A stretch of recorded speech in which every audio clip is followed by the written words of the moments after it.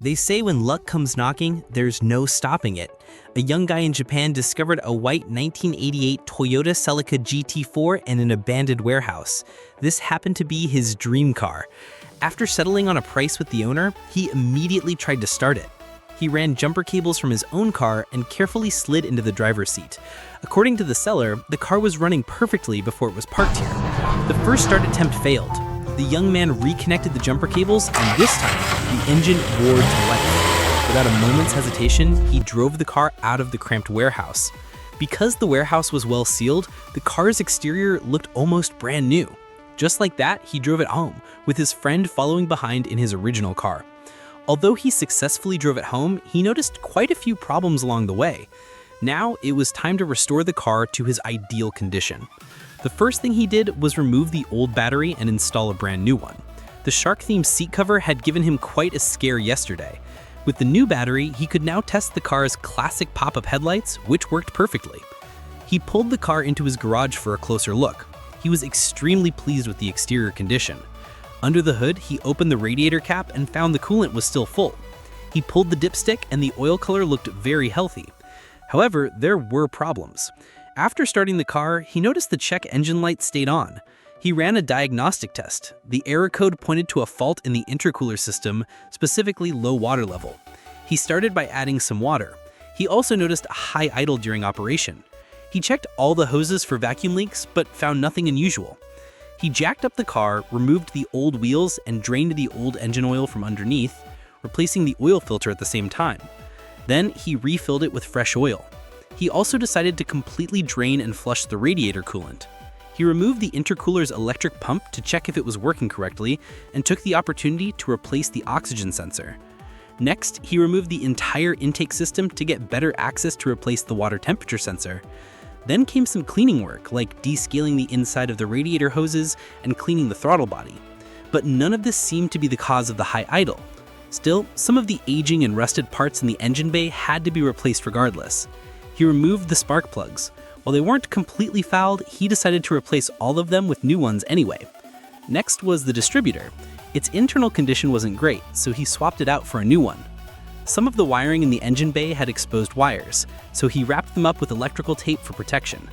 The new distributor also got a matching set of new ignition wires.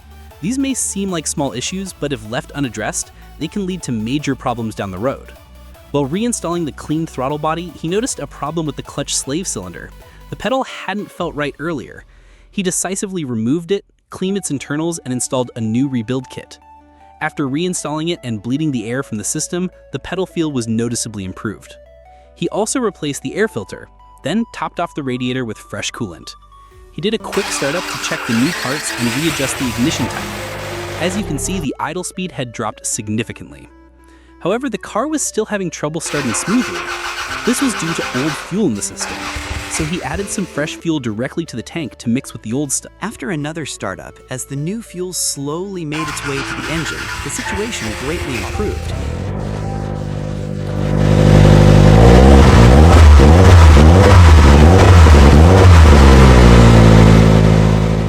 At this point, he discovered another small issue, an exhaust leak. It wasn't severe, but since he found it, there was no reason to ignore it. After a quick cleaning, he welded the leak shut, applied a sealant, and sprayed a layer of anti-rust paint to finish the job. But the check engine light was still on, and he couldn't figure out why. In a bold move, he decided to remove the car's ECU. After a simple cleaning, he opened it up. I thought he would just replace it, but this kid actually planned to repair it himself. And believe it or not, he actually found some problems. There was an issue with the idle control valve's adjustment circuit, causing incorrect control. To be safe, he resoldered the connections. I have to say, he's got skills. With the ECU reassembled and back in the car, the fluctuating RPM issue was finally solved. The fuel gauge in the car had never worked. He opened the fuel tank and removed the fuel level sensor. It was severely corroded and rusted. I thought for sure he'd replace it, but instead, he started cleaning the surface with a wire brush. The inside was filled with rust debris, but he said it wasn't bad enough to replace yet and that it could still be used after a good cleaning. And sure enough, after he reinstalled it, the fuel gauge started working again. The car's body was in excellent condition. The only rust was around the sunroof where it was clearly visible. Before tackling that, he decided to give the interior a deep clean. He started by removing the seats, floor mats, and interior trim panels to check for any other rust spots. After removing the headliner, he could easily take out the sunroof panel. Since the carpet wasn't too dirty, he just used a vacuum to clean up the debris. The leather seats were thoroughly scrubbed with the cleaner. He also cleaned the center console, dashboard, and steering wheel. Once everything was clean, he reinstalled the seats and other components. He then started the car, closed the doors, and set off an air freshener bomb to eliminate any lingering odors. The floor mats were too dusty, so they got a full wash. He could still pour out a good amount of rust flakes from the removed sunroof panel. The bolts holding the weather stripping were also severely rusted and would need to be replaced. The rubber seal itself was undamaged, but the metal inside was another story. The metal panel was nearly rotted through, and the paint flaked off with a touch. There were also some small dents on the panel, but he felt it was salvageable.